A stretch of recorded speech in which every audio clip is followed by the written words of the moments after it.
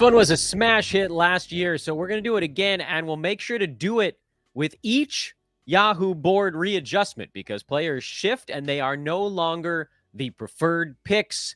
Welcome to my perfect team.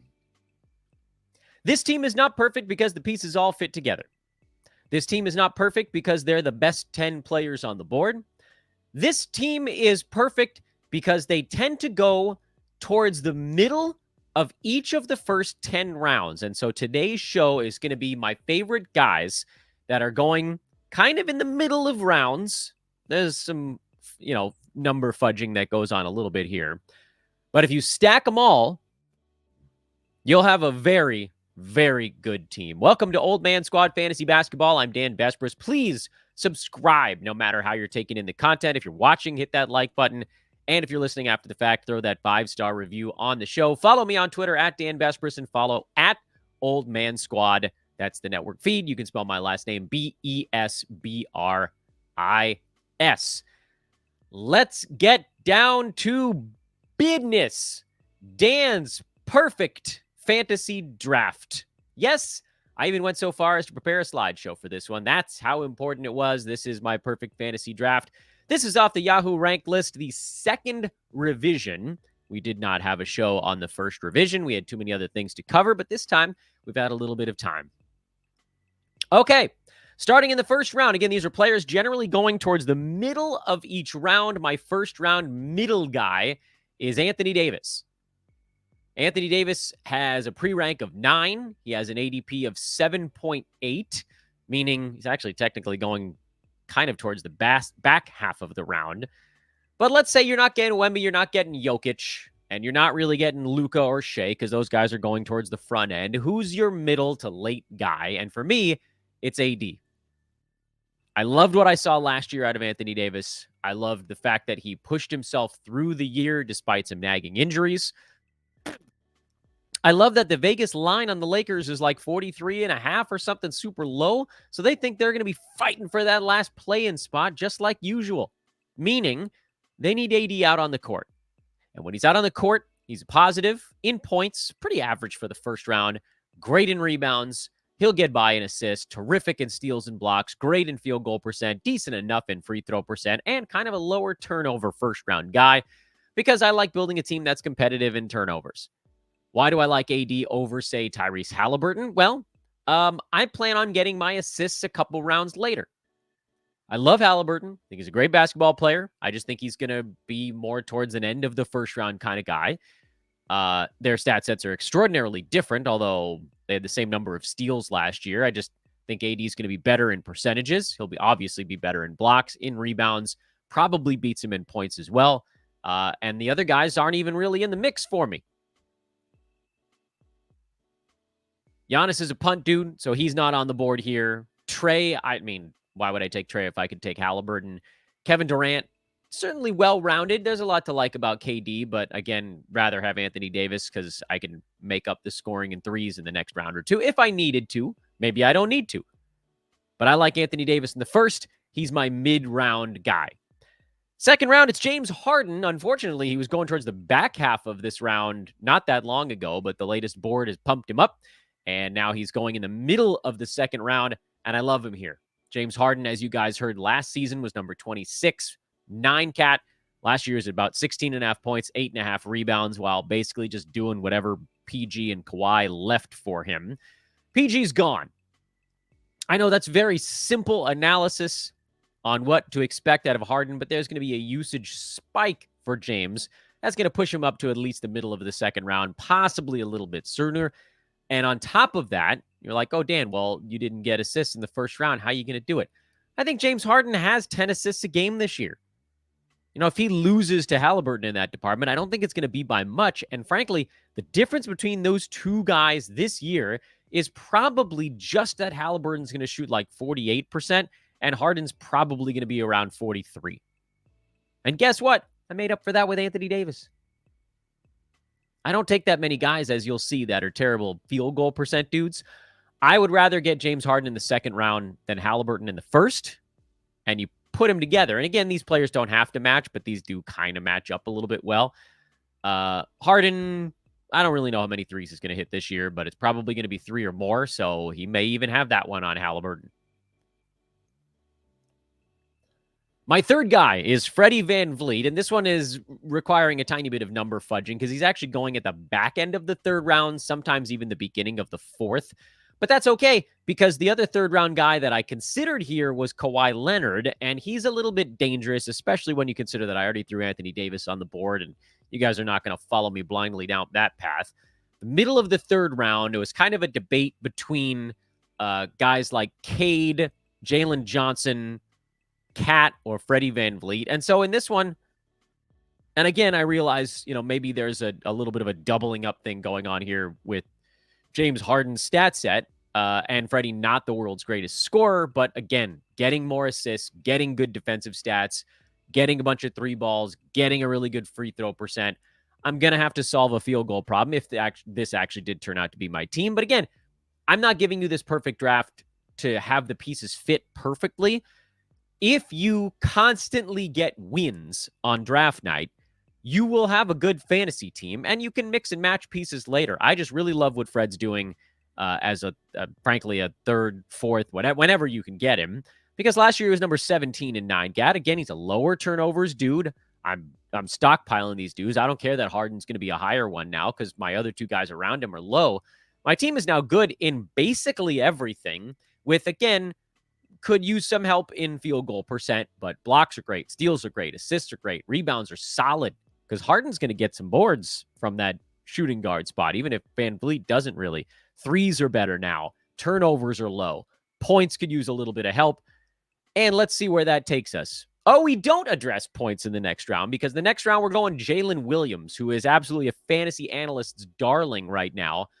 And he should be. Jalen Williams was a low 30s ranked guy the last 4 months of last year, and he's probably going to do more. Over the entire season, last year he was number 41. So even after a slow start, he was still just trucking along, and he was better than that as the season went along. Williams, second half of the year, 20 points, 4 boards, 5 assists, 2 combined defensive stats, 1.5 threes. Great percentages again, and particularly strong in field goal. So again, I'm getting more, not a ton of threes, but I'm getting some more threes on a good field goal percent. I'm getting a bunch of steals here. That continues to be a strong one for me. Right now, the only weakness that I see for this team really is points, because now I've maintained decentness in most everything, and I'm still just a little bit weak in scoring. Although I think Jalen Williams could go for 20 a game this year. I think he's got second round potential, and he's going in the 4th, and so there's just no way that I could pass him over. In the 5th round, Immanuel Quickley, which again, I think you're going to see some names here that surprise you a little bit more. Not that if you've been watching shows, this shouldn't surprise you a ton. I just think Quickley's a guy who had a really strong last 2 months when guys were out around him. He was number 25 over that stretch on 21, 6, and 8 with good steals, good threes, great free throw percent. Yeah, there's a little bit of a weakness in field goal percent, and yes, he's going to do less than he did down the stretch because Scotty Barnes comes back and shoulders a lot of that point forward role. But for Quickley, drafting him in the 50s is pretty close to his floor, which is probably 65 to 75 range. And the upside there is, 1, he could just be better than expected. 2, anytime anybody around him misses a ball game, he jumps up a couple rounds because of just minor usage bumps. And 3, I just think he's good, and I don't like the other guys in this part of the draft all that much around him. There's really nobody else I like going in the 5th round in the middle right now. The other names there are like Vooch, Brandon Ingram, Nick Claxton, Miles Bridges, Jalen Duren, who's going way too early for a center who doesn't block shots. And so because of that, in my eyes, Immanuel Quickley is kind of like the only target for me in the 5th round. And if you don't get him, you probably have to go get somebody from later on, which I don't want all that badly because I don't like that many guys in the 6th round either. And I'll give you guys the 6th round after this very quick break.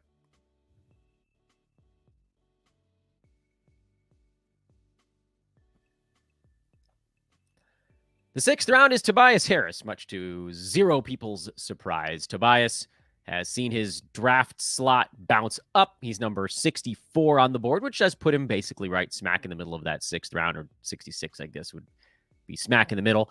Tobias Harris was number 49 last year, while having what I think we can all argue was kind of a quiet and annoying season. 48, actually. 17 points, 6.5 boards, 3 assists, okay defensive stats. Threes are fine for a power forward, good percentages again. And we're putting a little bit of coin in the bank of he'll do a little bit more. Tobias Harris, when he's more of a feature guy, has been a late second, early third round guy in 9 category leagues in the past. When he gets 1 or 2 more shots per game, the scoring goes up near 20. The rebounds tend to hover in that 6 to 7.5 range. The assists can stay pretty good. The positives being scoring threes and both percentages, getting a little bit of a better kick for him. I think that might be the kind of thing we see this year. I think Tobias in the 30s is not crazy at all. So to get him in the 6th round, again, we're just stockpiling wins. That's been the goal so far. Anthony Davis could beat his mark, both per game and totals. James Harden, I think, could beat his mark per game and totals. Freddie VanVleet has maybe the easiest path of anybody on this board to beat his pre-rank in per game and totals. Jalen Williams, same story. Quickley, same story. Tobias Harris, still an easy yes. I know he was going in the 80s, so probably should have done this, my perfect team show on the first Yahoo board, because then we would have gotten him in the 7th round. My goodness. Or did he even tick into the 80s? 81. So that's end of the 7th round. Okay, so it would have been 1 round later. Which, great. I don't know that I had someone that I liked in the 60s or early 70s on that board anyway. So, yeah. Anywho, let's keep going. 7th round is Bradley Beal. This is a tougher one. Like I said, there aren't that many guys in this range that I'm over the moon about. There are a couple in this territory going between 75 and 85. Really 2, frankly, that I think have a chance to put up some wins. And Beal is one of them. He is an injury risk, so add him to that, the Anthony Davis board here today. By the way, I'm not that worried about injury stuff for anybody else that I put up here. Forget, everybody's always worried about Harden and VanVleet and all this stuff. AD and now Beal are, I think, in my eyes, the 2 guys that are a little bit frightening. But let me tell you a little bit more about Bradley Beal. Beal, over the season's final 2 months, so this team's last 25 games, basically, was number 29. And if you're like, Dan, is that because he was a super low turnovers guy? No. He was at 2.5 turnovers a game during that stretch. That was actually a negative for Beal. He averaged 18 points, 4.5 boards, 5.7 assists, 1.1 steals, 0.8 blocks, 2.3 threes, and he did it on 54-89 splits, which obviously 54% from the field, probably not keeping up long term. But he can break 50% pretty easily. So again, great percentages. A guy that gets drafted later than he should because people don't care about percentages all that much. He does both steals and blocks, particularly from the guard spot, threes, assists. Not a ton of points, but at this part of a draft, 17, 18 points is fine. It's a very small positive. And again, we're just collecting wins. And that, in my eyes, is what Beal is at this juncture. In the 8th round, my choice is Isaiah Hartenstein, and this one is a little bit of a harder choice for me because there are a few guys I like in the 8th round going again between 85 and 96. Hartenstein maybe a little bit closer to the front end of that group, but I think he could be just terrific this year. My fear, if you guys remember, and this is, I don't know how many of you were total lunatics that watched this show throughout the entire offseason. My fear with Hartenstein was that he'd go to OKC. People would assume he's playing 30 minutes and draft him at 50. That didn't happen. The first board came out and his ADP was 96, which would be the very last pick of the 8th round. He moved up 10 slots for this board 2, which puts him at 86 now towards the front end of the 8th round instead of towards the back end. My thought on Hartenstein just comes down to, again, we can kind of fuzzy math it a little bit. Isaiah last year was number 75 in 25 minutes a game in New York.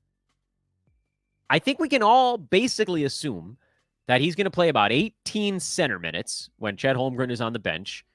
And there's a better than average shot that those guys play at least 7 minutes together per game, 3-4 minutes per half. That would get him to 25 or 26.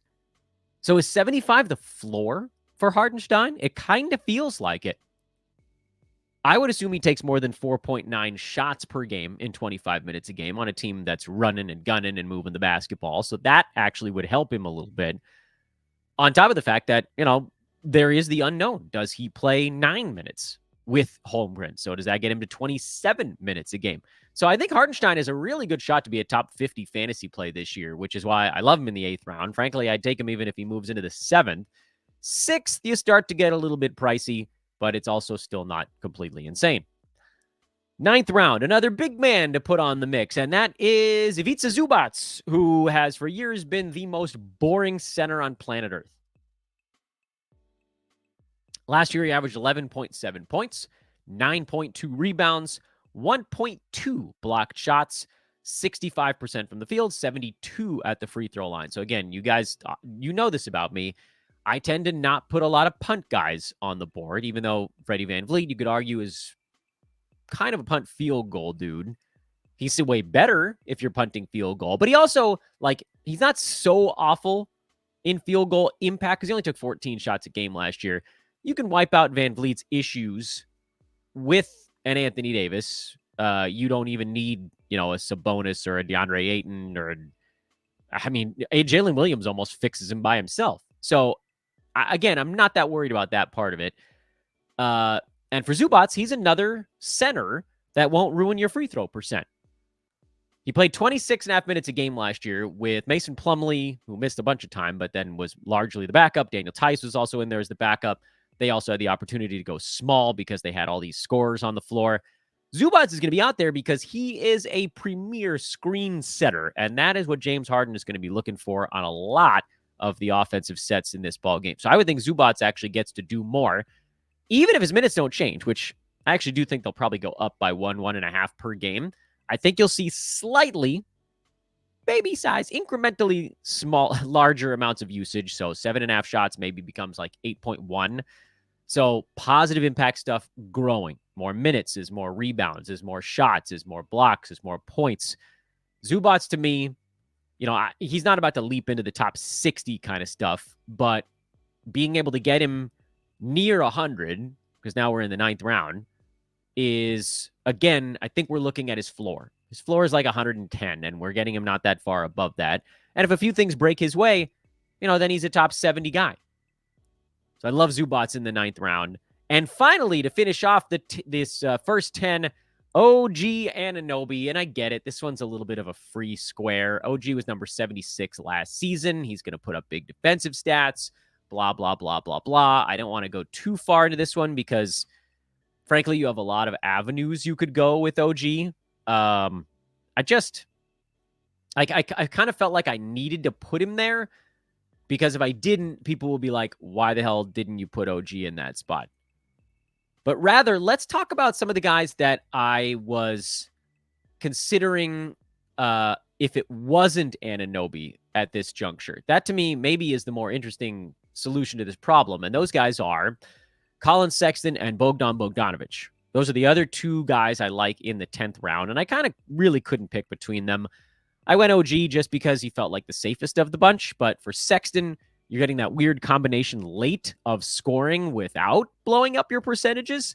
He doesn't do a lot of other stuff. Turnover's a little high, considering the assists are not outstanding. His assist to turnover is not particularly impressive because he's a shooting guard that gets mushed into a point guard role every once in a while. And then Bogdanovic, who, I don't know, Atlanta might go young. They might eliminate everything that Bogdan was doing. But also he was number 63 last year. And the fact that we can get him now between 100 and 115, to me, that's a might as well. Because he's still there. And Atlanta traded away a lot of their scoring. And you can say, oh, well, Jalen Johnson is going to fill in all of that stuff. Yeah, some. I'm a little surprised that people aren't pointing at the Bogdanovic thing and saying, this guy can step into some of that role. Okay, maybe he gets moved. Maybe there's a shutdown. Maybe he gets hurt. He did play 79 out of 82 games last year. They sort of kept him in check somehow, and his knee didn't blow out. Maybe the steals don't stay as high. That felt sort of unseasonably large for him. But the scoring, the threes, the free throw percent impact, the like better than average shooting guard stat appeal for him is still very much there. I'm kind of surprised by this one. I wouldn't spend, an 85 range pick on him because of things that could go wrong, but 10th round, why the hell not? And then the other players that were on the honorable mention list, Kawhi Leonard in the 3rd round, we mentioned him. That's a little bit more of a roto-friendly play because he's going to miss 20 ball games. But if he misses only 20 ball games, he blitzes his pre-rank of 30. Because you guys have heard me say this before. My hot take for this season is that Kawhi Leonard is a top 4 per game guy when he's on the court. I'd rather have Freddie VanVleet because I think he's going to play, a dozen more games than Kawhi. But I also think that, if in a games cap roto format, sometimes piling up the guy who's an early first rounder, even if he misses a bunch of time, is still the wise decision. So Freddie VanVleet, good play in the 3rd round, no matter what format you're in. And frankly, you could get him in the 4th if you wanted to, but then you're not getting Jalen Williams too. Games cap roto, you can go the Kawhi way, and it's Kawhi way or the highway. And then you accept the fact that there's going to be a lot of injury stuff. D'Angelo Russell was the honorable mention in the 7th round. I didn't have an honorable mention in every round of this one because there were some rounds where I really only liked one guy. But now that D'Lo is going nice and late, which again, his ADP is later, his pre-rank is 78. His ADP is actually into the 80s now. I think he's a value. And I don't think people realize this. He started the year pretty well last season and in kind of a supporting role, but he's doing it really well. And then he just looked lost for a while. He was getting yanked around by Darvin Ham. There was an uncomfortableness to everything going on with the Lakers before they were like, all right, D'Lo, you're back in the starting lineup and just, get weird. And he was awesome. He was top 50 from that point on. Half a season, he was top 50. So if you can get that dude in the 80s, and honestly, probably plays in more games than Bradley Beal, I like both of those guys a lot in that range. And it gives you a couple of options, at least, in an area of drafts where, at least in my eyes, like between 50 and 75, there just aren't that many targets for me. Quickley, Harris, Beal, Russell. There's a bunch of guys in there where you're like, yeah, I can take them or leave them. And then there's a handful of dudes that I really want nothing to do with. That's a tough spot. And the last honorable mention is Jordan Poole, who's going in the 9th round right now. Just talked about him on our last show, which again, or not our last show, I guess that was Thursday's show, where to me, he's in post-type mode. He's a great post-type guy. He was in the 70s down the stretch last year, basically when Tyus Jones went down. I know they have Malcolm Brogdon, and I know that's going to cramp Poole's style, but I think he goes to being something useful way sooner this year. I don't think you're going to have to wait until mid-March. 2 weeks, 3 weeks into the season, maybe less. Maybe right at the beginning, Brogdon is just like, all right, I'm just going to be here. Don't worry about me. And maybe Poole just feels more in control of the team this year. Maybe last year required some settling. Expectations, whatever. He became sort of a meme for NBA, like, lack of mental acuity. Like, he did some really dumb crap. And then he settled in. And he did Poole stuff. Bad field goal percent, good free throw, weird decisions at times, but he was passing, he was firing, he was having fun. And if he starts the year having fun, he's a top 70 guy, and you're getting him much later than that. So Jordan Poole is my honorable mention for the 9th round. He's very different than the name that you see on the board, which Ivica Zubac, who's like just chunking along there and not doing anything special and really doesn't have a truckload of upside, although I guess there is some built in there. And that's kind of the beauty of all of these names. So let's just quickly read through every name on the board. Anthony Davis in the 1st, James Harden in the 2nd, Freddie VanVleet in the 3rd, Jalen Williams in the 4th, Immanuel Quickley in the 5th. In the 6th, it's Tobias Harris, and then after him, Bradley Beal. The 8th, Isaiah Hartenstein. Round 9, Ivica Zubac, and then rounding out 10 rounds of my perfect draft is OG Anunoby, with, again, honorable mentions, Kawhi Leonard in the 3rd, D'Lo in the 7th, Jordan Poole in the 9th, and Bogdan Bogdanovic or Colin Sexton, also perfectly reasonable choices along with Anunoby in round number 10. And I will repeat one more time, this is a list That doesn't necessarily have to match one another. This is not the team you have to build. Although, take a look at them and tell me, besides points, what does this team have trouble with? I don't think it's going to be at the bottom of the pack in points, but it certainly ain't going to be near the top. It's like probably, middle, like second quarter from the bottom, the 25 to 50th percentile. But we've got boards now with Davis and Hartenstein and Zubac and Tobias. And Harden rebounds well from his spot. You've got assists with Harden and VanVleet and Quickley and Beal. You've got great percentages all the way across. You've got steals from practically everyone on the list. You've got blocks from AD, Hartenstein, Zubac, and Anunoby. Beal and Harden and VanVleet all block well for their positions, as does Jalen Williams. Turnovers are low. I mean, you want to swap out Anunoby for Colin Sexton, get a little bit of a scoring boost at the end? Maybe a few more three-pointers, although Harden, VanVleet, Quickley, Beal, these guys all are hitting some threes. Maybe that's one where you short up. You go Bogdanovic at the end.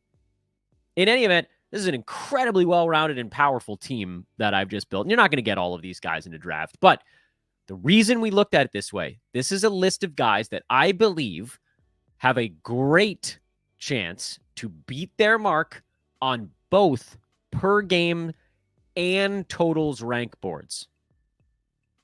Per game and totals rank boards is an opportunity, and I think, again, better than decent shot, a good chance or better to beat those marks. And that's why I like this team. And so that is volume 2. I never did a volume 1.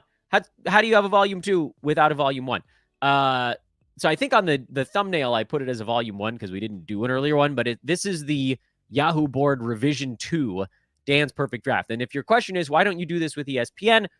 Because their board is idiotic. It doesn't help anybody for me to do that because ESPN doesn't take care of their home. Why would you want to play in a dirty house? That's basically what's going on over there. We'll keep this sucker under 30 minutes. This is a fun exercise. It's always a joy to talk about some of my favorites, and that is who they are. I am Dan Bespris. You can follow me on social media at Dan Bespris. You can follow at Old Man Squad. And please, if you're enjoying all this stuff, throw some comments. Forgetting to say that at the beginning of the show. Comment on the show. Love to chat about things in the comment section. Like, rate, subscribe, all that good stuff. And we'll see you guys real soon because I ain't taking any breaks. Not no way, not no how.